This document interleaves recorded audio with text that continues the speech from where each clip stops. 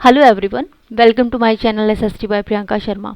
आज हम पढ़ने जा रहे हैं द फ्रेंच रेवोल्यूशन। देखो, फ्रेंच रेवोल्यूशन हम पहले भी कर चुके हैं, यानी कि फ्रांसीसी क्रांति कर चुके हैं, but that was for Hindi medium students, right. तो ये जो है आज मैं सेशन ले रही हूँ इंग्लिश मीडियम स्टूडेंट्स के लिए, लेकिन ऐसा कुछ भी नहीं है। देखो, ये खौवा होता है कि हिंदी मीडियम वाली टर्म्स हमें समझ नहीं आ रही है, हिंदी मीडियम का समझ नहीं आ रहा है इंग्लिश वालों मीडियम वालों को, इंग्लिश मीडियम वालों को समझ नहीं आ रहा हिंदी मीडियम वालों को। ऐसा कुछ नहीं है। आप सेशन जो है अटेंड करके देखो, आपको समझ में सब कुछ आएगा, ठीक है।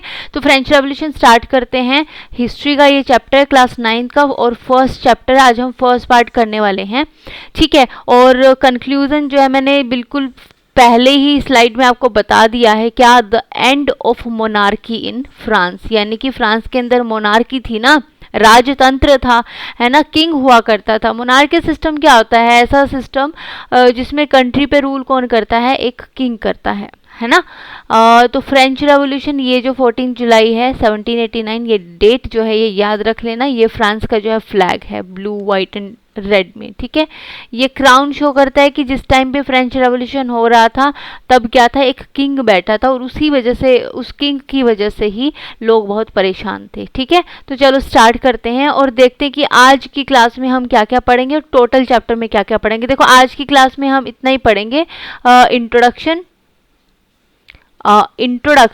And major causes of revolution, ठीक है। उसके बाद हम आउटब्रेक ऑफ फ्रेंच रेवोल्यूशन करेंगे, state general and the national assembly पढ़ेंगे। फिर उसके बाद स्टॉर्मिंग ऑफ बास्टिल पढ़ेंगे, देन एंड ऑफ मोनार्की पढ़ेंगे, रेन ऑफ टेरर पढ़ेंगे, राइज ऑफ नेपोलियन बोनापार्ट पढ़ेंगे, then did women have a revolution, and then legacy of revolution, यानी कि फ्रेंच रेवोल्यूशन का पढ़ना क्यों ज़रूरी है, क्या लेगेसी रही है, क्या वर्ल्ड के ऊपर इम्पैक्ट रहा है इसका, ये सारी चीज़ें पढ़ेंगे। उससे पहले, फ्रेंच रेवोल्यूशन शुरू करने से पहले मैं आपको बता दूं कि हम फ्रेंच रेवोल्यूशन क्यों पढ़ते हैं। ऐसी क्या बात है, यूपीएससी में भी जो है फ्रेंच रेवोल्यूशन आता है, यूपीएससी का भी ये पार्ट ऑफ यूपीएससी सिलेबस है, ठीक है, फ्रेंच रेवोल्यूशन। तो ऐसे कहते हैं कि जब आप यूपीएससी की तैयारी करते हो तो कहते हैं कि 6 से लेकर 12th तक आपको एनसीईआरटी जो है आनी चाहिए, एटलीस्ट सोशल साइंस की जब मैं बात करती हूँ तो, है ना। तो ये यूपीएससी के सिलेबस का भी पार्ट है, आपको अच्छे से आना चाहिए, बहुत इंपॉर्टेंट टॉपिक है द फ्रेंच रेवोल्यूशन।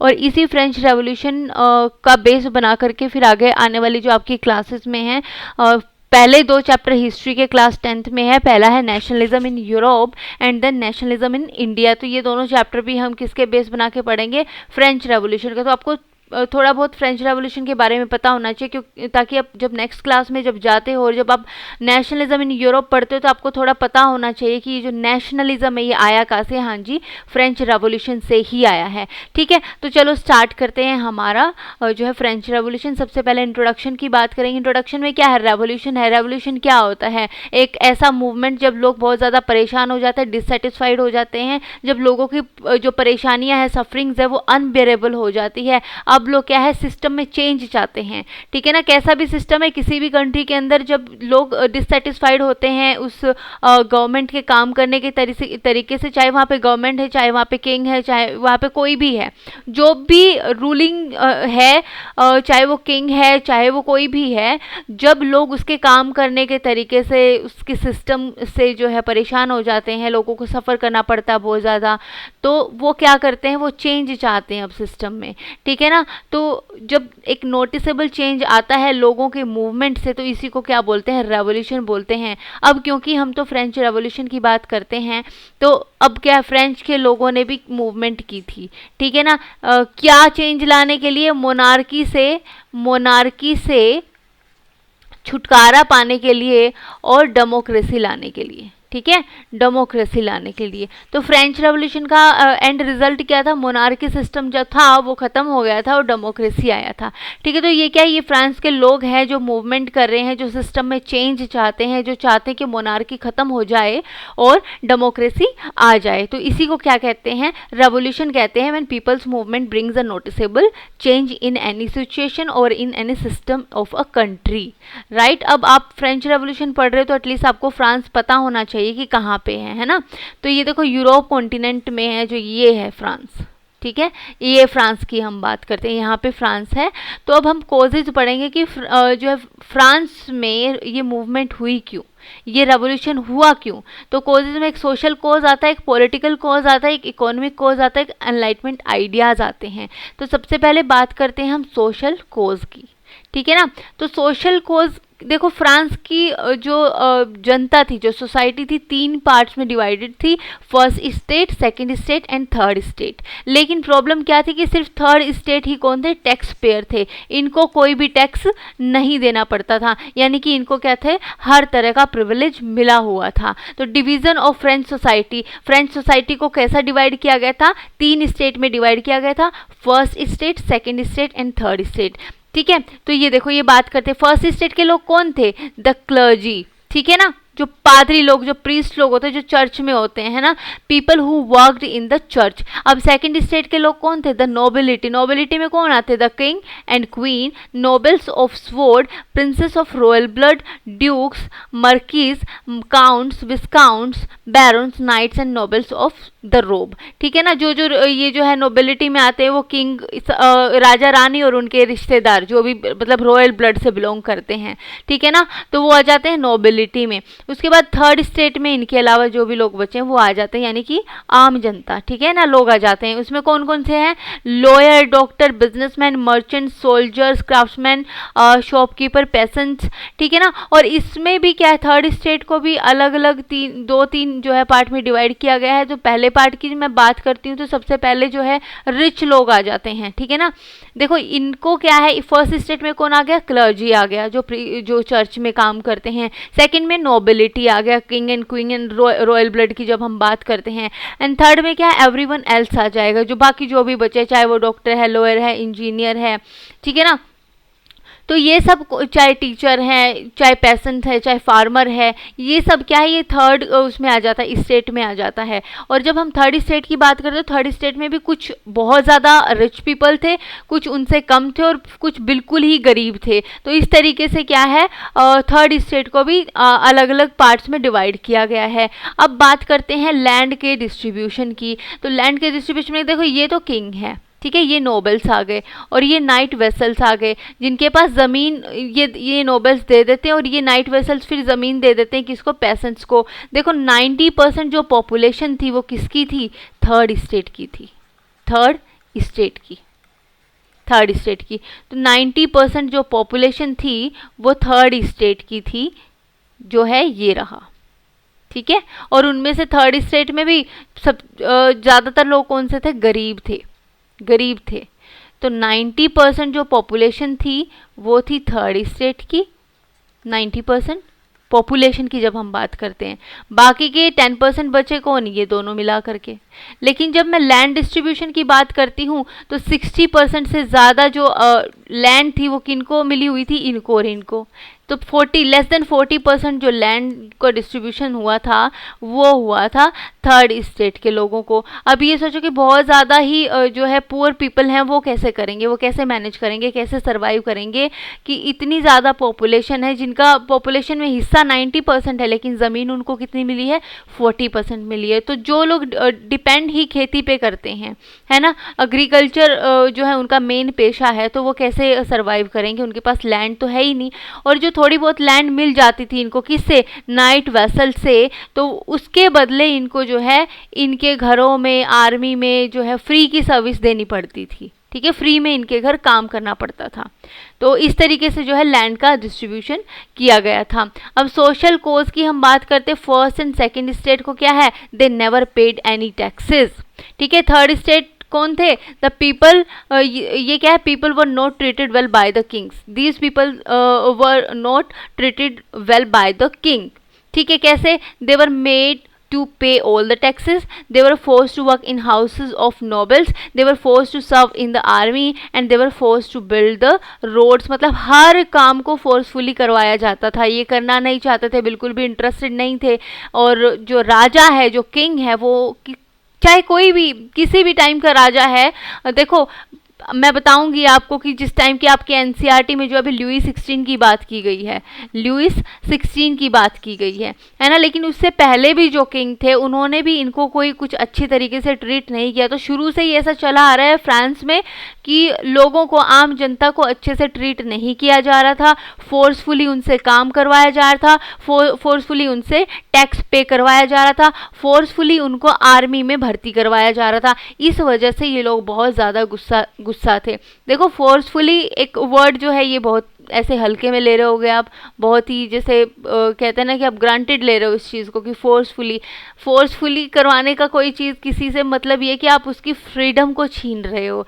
तो इसका मतलब क्या है कि इन लोगों के पास कोई फ्रीडम नहीं थी, अपनी मर्जी से कोई काम नहीं कर सकते थे। तो इनका क्या है, फंडामेंटल राइट को चोट तो पहुंच रही है ना, एक्सप्लॉइट तो कर रहे हैं ना राजा इनको, बट टैक्स भी इनको पे करना पड़ रहा है। बाकी के फर्स्ट जो सेकंड स्टेट है इनको कुछ नहीं करना पड़ता था, ये आराम की ज़िंदगी जीते थे, एकदम लैविश लाइफ जो है इनकी थी, आराम से महल में बैठे रहते थे, पार्टी करते थे। ठीक है, तो इस तरह की जो है सोशल जो है डिवीज़न था किसमें, फ्रांस में। तो लोग तो गुस्सा होंगे ना, और जनता कौन सी गुस्सा होगी, थर्ड स्टेट वाली जो जनता है वो गुस्सा होगी। ठीक है, तो टैक्स सिस्टम कैसा था, the church collected tithe tax from the third state people. देखो मैंने कहा ना आपको कि फर्स्ट और सेकंड स्टेट को बहुत सारे प्रिविलेज मिले हुए थे, उनमें से एक प्रिविलेज क्या था कि फर्स्ट और सेकंड स्टेट को अथॉरिटी थी कि ये लोग जो है टैक्स ले सकते थे किससे, थर्ड स्टेट से। ठीक है, तो थर्ड स्टेट फर्स्ट और सेकंड स्टेट के लोगों को टैक्स देता था। क्यों भाई, भगवान के घर से उतरे हैं ये लोग, लेकिन इनको टैक्स देना पड़ता था। यही तो इनइक्वालिटी थी, ठीक है ना, यही तो एक्सप्लॉयटेशन था इनका, किसका, थर्ड स्टेट के लोगों का। तो टाइथ जो है टैक्स है वो देना पड़ता था किसको, चर्च को देना पड़ता था। तो ये याद रखना है कि चर्च को कौन सा टैक्स देना पड़ता था, टाइथ नाम का कर देना पड़ता था, और टाइल नाम का कर देना पड़ता था कौन सा, डायरेक्ट टैक्स था ये। ठीक है ना, जो टाइल नाम का टैक्स था वो देना पड़ता था डायरेक्ट किंग को। ठीक है ना, ट्रेजरी में जाता था ये। और इनडायरेक्ट टैक्स की तो मतलब भरमार थी। ये तो मैंने सिर्फ सोल्ट की बात की है, और भी बेसिक नेसेसिटीज़ पे सब के ऊपर जो है इन्होंने टैक्स लगा के रखा हुआ था। हर चीज़ पे टैक्स था, हर खाने की चीज़ पे जो है टैक्स था। चाहे आप जो है वेजिटेबल्स खा लो, फ्रूट्स ले लो, ये तो बहुत दूर की बात है, इनको नसीब ही नहीं होते थे। इनको एक टाइम की रोटी मिल जाती, ब्रेड मिल जाती, वही बहुत बड़ी बात थी। उसके ऊपर भी जो है बहुत भारी टैक्स लगा रखे थे। इस वजह से जनता बहुत परेशान थी। ये है सोशल कोज, और सोशल कोज में है, आप देखो ये पिक्चर देख सकते हो, यहाँ पे इसकी कमर पे एक बूढ़े से इंसान दिख रहे हो, इनकी कमर पे क्या है, दो जो है मोटे ताज़े जो है भैंसे या गेंडे लदे हुए हैं। ये कौन है, ये तो है फर्स्ट स्टेट का जो है, और इसको ये सेकंड स्टेट को शो करता है, और ये शो करता है थर्ड स्टेट को। क्या कर रहा है कि what does this cartoon explain, it shows how the king, the first state and second state abused, used and depended on the third state. तो किसकी कमर टूट रही है, थर्ड स्टेट के लोगों की कमर टूट रही थी, क्योंकि सारी की सारी कंट्री का जो बर्डन है, जो बोझ है, वो कौन अपने कंधे पे उठा रहा था, कौन अपनी कमर पे उठा रहा था, थर्ड स्टेट के लोग उठा रहे थे। तो इनकी कमर तो अब टूट चुकी थी। ठीक है, अब बात करते हैं नंबर 2 पे पॉलिटिकल कोज की। ठीक है, Louis 16 was an awkward clumsy man. Louis 16 ये है, ठीक है, लुई 16। तो लुई 16 क्या था, मैं आपको बता देती हूँ। ऑकवर्ड, बहुत क्लमजी था, लेकिन कहते कि दिल का बहुत अच्छा था। लेकिन दिल का अच्छा होने से क्या होगा, जब आपके एक्शंस जो हैं वो आपके फेवर में ना जाए, बस ये अच्छा अच्छा कह लो, सिर्फ वर्ड्स में ही अगर अच्छा है तो आपके लिए क्या अच्छा है ना।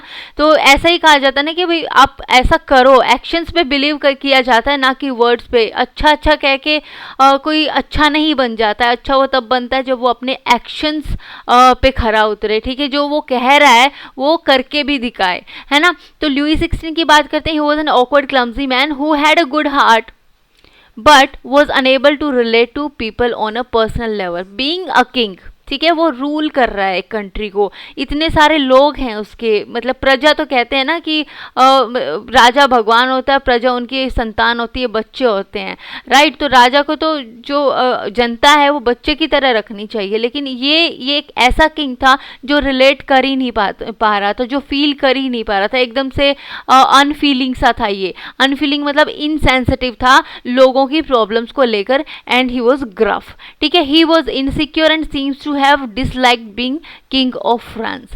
वो बहुत इनसिक्योर था और उसको किंग वाले जो पोजीशन मिल तो गई थी, वो क्या किंग का क्राउन पहन तो लिया था उसने, लेकिन उसको बिल्कुल भी पसंद नहीं था, वो बिल्कुल भी किंग बनने में इंटरेस्टेड नहीं था। तो जब लुईस 15 इनको किंग बना रहे थे तो ये इंटरेस्टेड नहीं थे, बिल्कुल भी इनका मन नहीं था किंग बनने का। तो ऐसे कहा जाता है, और ये इस बात का जो प्रूव है वो कैसे हुआ, ऐसा कहा जाता है कि when one of his minister resign he was heard to remark why can't I resign to.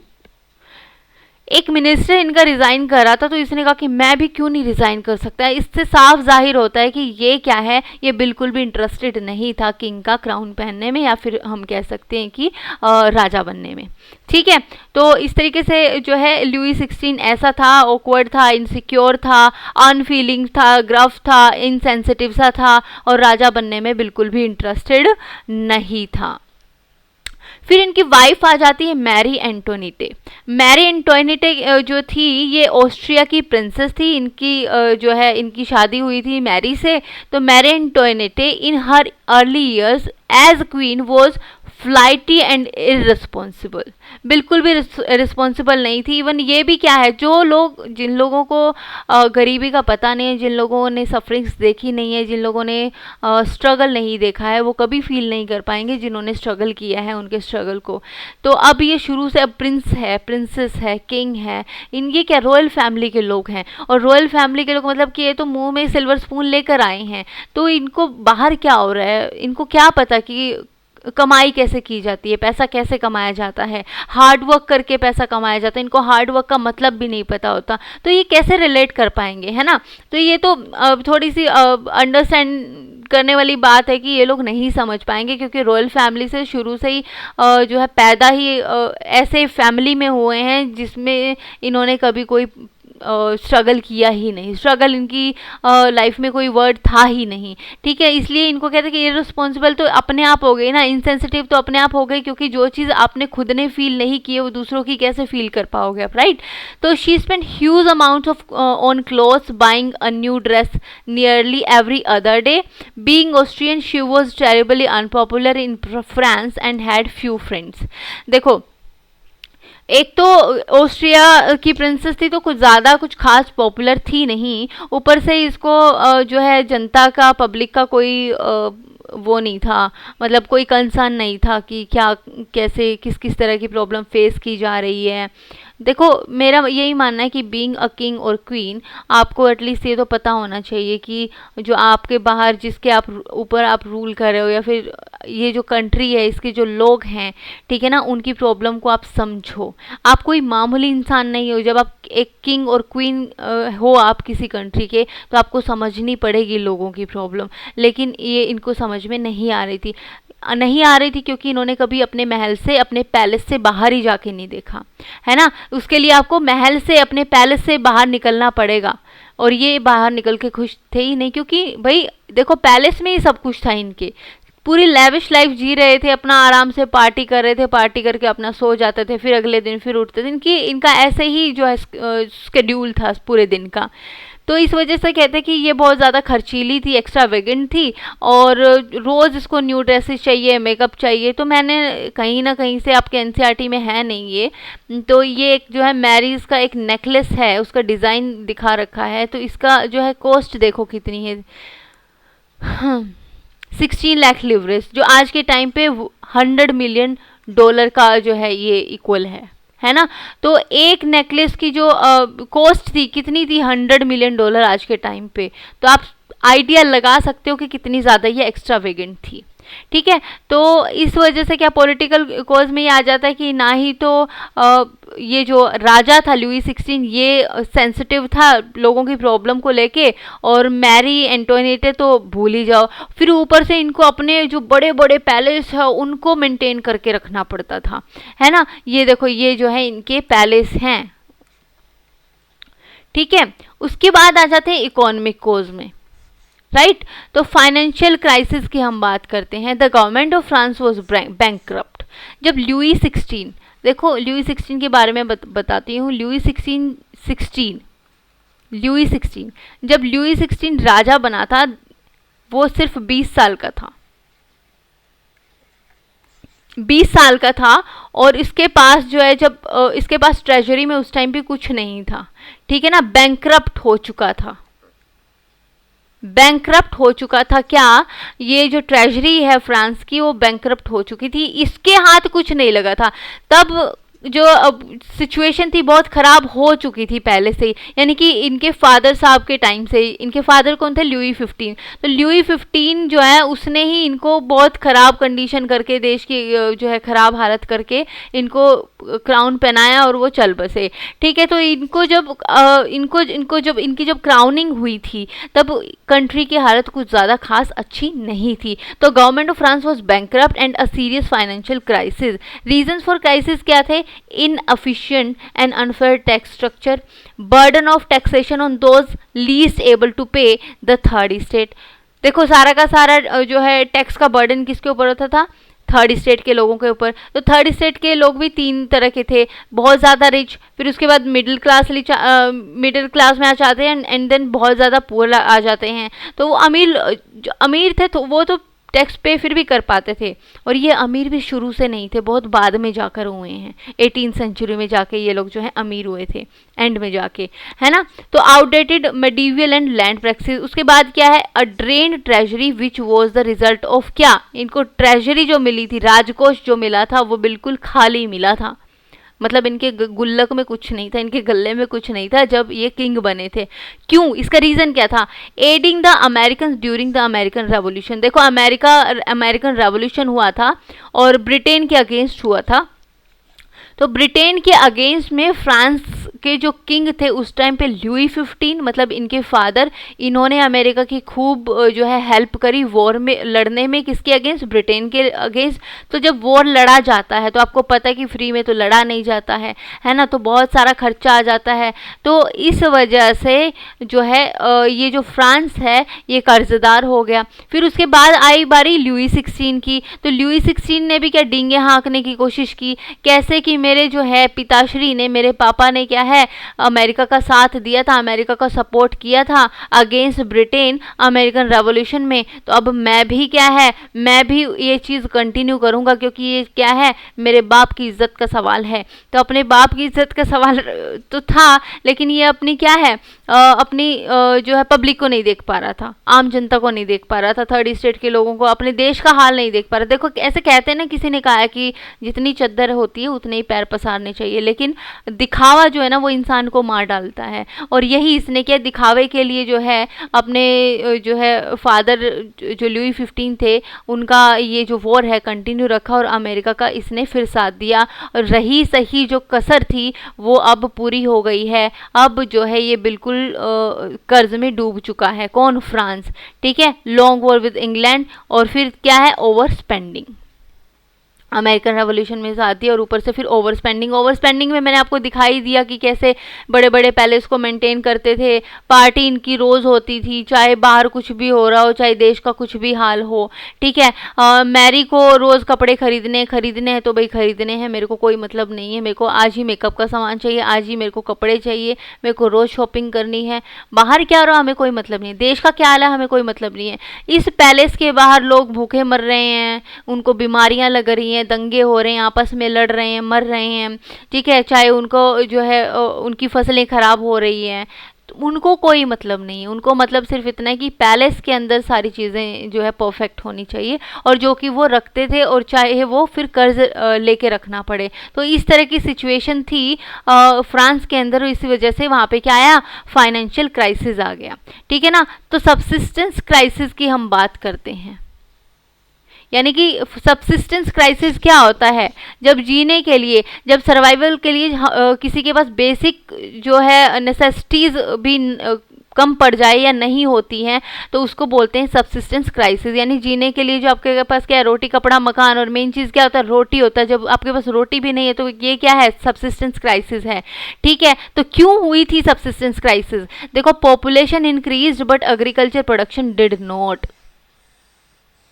ठीक है। तो मैं 1715 से लेके 1789 तक की बात करती हूँ, ठीक है ना। तो इसकी क्या है, पॉपुलेशन खूब बड़ी थी। 1715 में 2.3 करोड़ थी और 1789 में 2.80 करोड़ हो गई। इसका मतलब क्या है कि पॉपुलेशन तो बहुत ज़्यादा बढ़ रही है, लेकिन एग्रीकल्चर प्रोडक्शन के नाम पे बिल्कुल कुछ नहीं हो रहा है, एग्रीकल्चर प्रोडक्शन बिल्कुल कम है। तो इसका मतलब क्या है, पॉपुलेशन बढ़ेगी तो खाने की डिमांड बढ़ेगी, तो खाने की डिमांड बढ़ रही है लेकिन उसकी सप्लाई भी तो उतनी होनी चाहिए ना जितनी डिमांड है, लेकिन सप्लाई उतनी नहीं है। और अगर सप्लाई उतनी नहीं है तो इसका मतलब क्या है, इसका मतलब क्या है, क्राइसिस है, ठीक है ना। इसका मतलब ये है कि फूड प्राइसेस बढ़ जाएंगे। अगर सप्लाई कम है, अगर क्या है, सप्लाई कम है और डिमांड क्या है, डिमांड ज़्यादा है। क्यों है डिमांड ज़्यादा, क्योंकि पॉपुलेशन बढ़ गई है, खाने का चाहिए, ठीक है ना। तो खाने के लिए बहुत सारा सामान चाहिए लेकिन सप्लाई तो नहीं है। अब किसी चीज़ की सप्लाई कम हो और डिमांड ज़्यादा हो तो क्या हो जाता है, प्राइस जो है फूड ग्रेन्स के वो बढ़ जाते हैं। और wages and income of common people did not increase. अब ये भी देख लो, एक तो क्या हो रहा है, सप्लाई कम है और डिमांड ज़्यादा है, ठीक है। इसकी वजह से क्या है, दाल रोटी के भाव बढ़ रहे हैं, प्राइस बढ़ रहा है। प्राइस जिस रेट से बढ़ रहा है उस रेट से लोगों की इनकम नहीं बढ़ रही है। इसका मतलब क्या है कि वो अफोर्ड नहीं कर पा रहे हैं अपना जो बेसिक चीज़ें हैं वो भी, ठीक है। So poor people could not buy food and death, so there were deaths due to starvation increase, ठीक है। इसको बोलते हैं सबसिस्टेंस क्राइसिस। स्टारवेशन की वजह से भूखमरी आ चुकी है, बहुत बड़ी बात है बच्चा, बहुत बड़ी बात है। जब राजा रानी पैलेस में पार्टी कर रहे हो और बाहर लोगों को खाने के लिए दाना तक नहीं है और वो भूख से मर रहे हैं, इसी को बोलते हैं सबसिस्टेंस क्राइसिस, ठीक है। Situation got worse when crop fail due to drought and hail. और ये भी हो जाता था हर दूसरे तीसरे साल जो है, कभी सूखा आ गया, कभी जो है वहाँ पे बर्फ पड़ गई, ऐसा ये होता था फ्रांस में आला, और जिसकी वजह से क्या है, उनकी क्रॉप्स जो थी वो खराब हो जाती थी। इकोनॉमिक क्राइसिस में मैंने बताया ना 23 मिलियन और उसके बाद 28 मिलियन हो गए, 5 मिलियन का जो है टोटल ग्रोथ हो गई थी। तो क्या था, बैड हार्वेस्ट हो रहा था, यानी कि फूड प्रोडक्शन कम हो रहा था। फूड प्रोडक्शन कम हो रहा है तो यानी कि ग्रेन्स की कमी हो जाएगी, कमी होगी तो क्या है, मैंने कहा था ना सप्लाई कम और डिमांड ज़्यादा तो फूड प्राइसेस बढ़ जाएंगे। फूड प्राइसेस बढ़ जाएंगे तो जो पुअर पीपल है वो क्या करेंगे, वो खरीद नहीं पाएंगे ये जो है अपना दाल रोटी अपनी, ठीक है। उसके बाद क्या है, इसकी वजह से दो चीज़ें होंगी बच्चा, ठीक है। पहला बात करते हैं कि अगर वो खाना ही नहीं खरीद पाएंगे तो उनकी बॉडी क्या पड़ जाएगी, वीक पड़ जाएगी। अगर बॉडी वीक पड़ गई तो अलग अलग तरह की बीमारियां लग जाएंगी, अलग अलग तरह की बीमारियां लगेंगी तो क्या होएगी, डेथ्स नंबर ऑफ, जो इंक्रीज नंबर ऑफ डेथ्स, यानी कि जो मृत्यु दर है वो बढ़ जाएगी, ठीक है ना। बहुत सारे लोग मर जाएंगे, डेथ रेट बढ़ जाएगी, ठीक है। तो क्या हो रहा है उसके बाद, ये तो पहली सिचुएशन हो गई। क्या है, बैड हार्वेस्ट होगा, बैड हार्वेस्ट होगा तो ग्रेन्स की कमी होगी, ग्रेन्स की कमी होगी तो मतलब क्या है, सप्लाई कम डिमांड ज़्यादा, इसका मतलब फूड प्राइसेस बढ़ रहे हैं। फूड प्राइसेस बढ़ रहे हैं तो जो गरीब आदमी है वो फूड को खरीद नहीं कर पा रहा है, और अगर गरीब आदमी फूड खरीद नहीं पा रहा है तो इसका मतलब क्या है, उसकी बॉडी वीक पड़ जाएगी। बॉडी वीक पड़ने का क्या मतलब है, मतलब कि उसका जो क्या बोलते हैं, एक डिजीज से फाइट करने की जो पावर है, ठीक है ना, वो ख़त्म हो जाएगी। इम्यून उसका बिगड़ जाएगा, इम्यून सिस्टम वीक हो जाएगा और उस वजह से क्या है, वो डिजीज़ से फाइट नहीं कर पाएगा। अलग अलग तरह की जो है गरीबों में बीमारियां फैल जाएंगी, तो एक ऐसी सिचुएशन आ जाएगी जो क्या बोलेंगे उसको, डिजीज़ एपिडेमिक्स, और जिसकी वजह से इंक्रीज नंबर ऑफ डेथ्स होंगी, ठीक है। ये तो पहली सिचुएशन है। दूसरा ये कि अगर गरीब आदमी रोटी नहीं खरीद पा रहा है तो वो किसी न किसी की तो छीनेगा, अपने आसपास की छीनेगा, और अपने आसपास की, भाई कोई किसी की रोटी छीनेगा तो वो छीनने देगा क्या, नहीं छीनने देगा। तो इसका मतलब क्या होएगा, फूड राइट्स होंगे, इसका मतलब क्या, दंगे हो जाएंगे, और दंगों में भी किसकी मौत होएगी, गरीब लोगों की ही मौत होगी। तो दो सिचुएशन मैंने आपको दिखाई और दोनों में मर कौन रहा है, एक गरीब इंसान ही मर रहा है। तो क्वेश्चन ये आता है कि did French people revolt in the past, तो आंसर है यस दे डिड, बट ऐसा कहते हैं कि जो मेन जो क्रांति मानी जाती है, रेवोल्यूशन मानी जाती है, वो 14 जुलाई 1789 की ही मानी जाती है। 1789 में कहते हैं ना फ्रेंच रेवोल्यूशन कब हुई थी, 1789 में मानी जाती है। तो क्या पहले लोग परेशान नहीं थे, क्या पहले उन्होंने रिवोल्ट नहीं किया होगा, कोई मूवमेंट नहीं की होगी, बिल्कुल की होगी, ठीक है ना। तो की थी, लेकिन प्रॉब्लम क्या थी कि सिर्फ अमीर लोग भी किसके, थर्ड स्टेट के एक्टिव थे। तो थोड़े बहुत जो है लोगों के मूवमेंट से क्या होता है, वो तो दब जाएगा।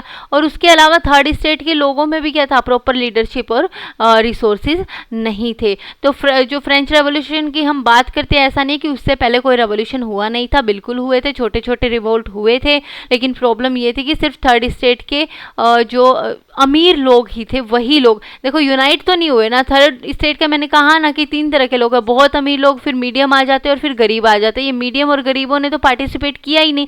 क्यों नहीं किया? क्योंकि ये लोग टैक्स पे करने में बिजी है, इनके पास इतना टाइम ही नहीं है कि ये लोग मिल करके जो है रिवोल्ट कर सके इनके साथ। ना तो इनके पास टाइम है, ना इनके पास रिसोर्सेज है, और ये टैक्स पे करने में बिजी हैं, ठीक है। ना ही इनको अपने राइट्स का अभी तक कुछ पता था।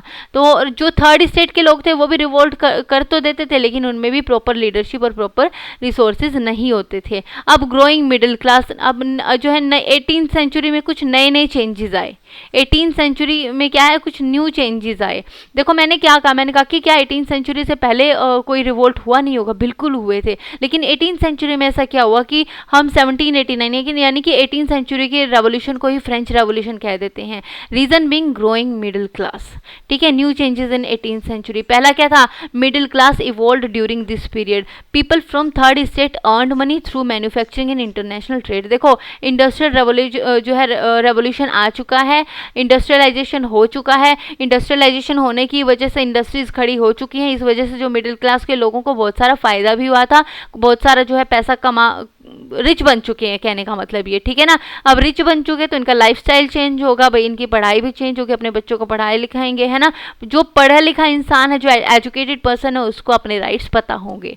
तो एजुकेशन का ये फ़ायदा होता है कि आपको बहुत सारे अपने राइट्स पता होते हैं। तो यहाँ पे मिडिल क्लास को अपने राइट्स पता लग गए थे, ठीक है। तो people from third state earn money through manufacturing and international trade. Some people were also doctor, teachers, lawyer, admin official. अब वो टाइम चला गया, ठीक है ना। अब ये टाइम आ गया कि अब जो है थर्ड स्टेट के लोगों में कोई डॉक्टर है, कोई इंजीनियर है, कोई लॉयर है, इस तरीके के जो है पेशे वाले लोग हैं, कोई बिजनेसमैन है, ठीक है। तो इन लोगों को अब पता लग चुका है अपने राइट्स का, ये पढ़े लिखे लोग हैं। तो these people had a specific ideology and also provided leadership. इनकी अपनी स्पेसिफिक आइडियोलॉजी थी, क्या थी, ये लोग चाहते थे कि बाय बर्थ किसी को कोई प्रिविलेज नहीं मिलना चाहिए, इक्वलिटी होनी चाहिए, फ्रीडम होनी चाहिए। तो ये सारी जो चीज़ें इनके माइंड में आ चुकी हैं। एजुकेटेड मिडिल क्लास की जब हम बात करते हैं, तो middle class felt that no group of people should have privileges by birth, a person social position should be based on merit, ठीक है ना। कोई भी इंसान का पोजीशन किसके ऊपर डिपेंड होनी चाहिए, उसकी कैपेबिलिटी के ऊपर, ना कि वो उसने कहाँ पे जन्म लिया है, कहाँ पे वो पैदा हुआ है। They wanted society based on freedom, equal laws and opportunities for all. अब आ जाते हैं एनलाइटमेंट आइडियाज़। कुछ फिलोसफर थे, उन्होंने भी काफ़ी कुछ चेंज किया है, लोगों का माइंड चेंज किया है, उनके जो है मेंटेलिटी चेंज की थी। तो philosophers who played an unique role, सबसे पहले आता है जॉन लॉक। तो इनकी एक जो है बुक थी टू ट्रीटाइसेस ऑफ गवर्नमेंट, और उसमें इन्होंने क्या किया, उसमें इन्होंने लिखा कि he criticize the doctrine of divine and absolute right of monarch, ठीक है ना। ये जो किंग अपने आप को ये कहता था, किंग ये कहता था कि मैं तो भगवान का भेजा हुआ दूत हूँ, ठीक है ना, और आपको मेरी बात माननी पड़ेगी। तो इस चीज़ के ये अगेंस्ट था। उसके बाद क्या आ जाता है, रूसो आ जाता है, रोसू, ठीक है, जीन जैकिस रोसू। तो इनकी बुक क्या थी, सोशल कॉन्ट्रैक्ट। सोशल कॉन्ट्रैक्ट में इन्होंने क्या कहा कि he propose a form of government based on a social contract between people and their representative. एक ऐसी गवर्नमेंट होनी चाहिए जिसमें लोगों का रिप्रेजेंटेटिव हो, है ना, और वो लोगों की सुने, ठीक है। और उसके बाद आ जाता है मॉन्टेस्क्यू। इनकी बुक थी the spirit of laws. He propose a division of power within the government. इन्होंने क्या है, पावर, इन्होंने कहा कि पावर्स का डिवीज़न होना चाहिए। कैसे होना चाहिए, एक लेजिस्लेटिव होना चाहिए, एक एग्जीक्यूटिव होना चाहिए, और एक जुडिशरी सिस्टम होना चाहिए। ये जो आइडियाज़ आए थे ना, लेजिस्लेटिव, एग्जीक्यूटिव और जुडिशरी सिस्टम वाले, ये अमेरिकन रेवोल्यूशन से आए थे, ठीक है ना। वही है अमेरिकन रेवोल्यूशन, जिसमें फ्रांस ने ब्रिटेन के अगेंस्ट अमेरिका का साथ दिया था फ्रीडम में, ठीक है, तो आज की क्लास हम यहीं ख़त्म करते हैं, नेक्स्ट क्लास में मिलते हैं और आगे देखते हैं क्या होता है। अब फाइनेंशियल क्राइसिस आ चुका है और फाइनेंशियल क्राइसिस आने के बाद देखते हैं लुई 16 अब इसको सॉल्व करने के लिए क्या करेगा और क्या पब्लिक का रिएक्शन रहेगा। ठीक है ना, ये सारी चीज़ें हम पढ़ेंगे नेक्स्ट क्लास में। और सारे बच्चे आ जाओ, क्लास 9th का ये चैप्टर है और सिर्फ ये नहीं कि सिर्फ क्लास 9 तक ही जो है सीमित है ये चैप्टर, बाकी के जो कॉम्पिटिटिव एग्ज़ाम की तैयारी कर रहे हैं वो भी इसको देख सकते हैं। जैसे HTET CTET की बात करते हैं, UPSC की बात करते हैं, SSC वगैरह सब में आता है ये। ठीक है, तो आज की क्लास यहीं पे ख़त्म करते हैं। मेरा इंस्टाग्राम पे भी चैनल है जिसमें मैं शॉर्ट वीडियोस के थ्रू कुछ जनरल नॉलेज के जो है क्वेश्चन कवर करती हूँ। आप मुझे वहाँ पे भी फॉलो कर सकते हैं, that is SSTY Priyanka Sharma 2678। ठीक है, तो मिलते हैं नेक्स्ट क्लास में नेक्स्ट पार्ट के साथ, पार्ट 2 के साथ। Thank you so much.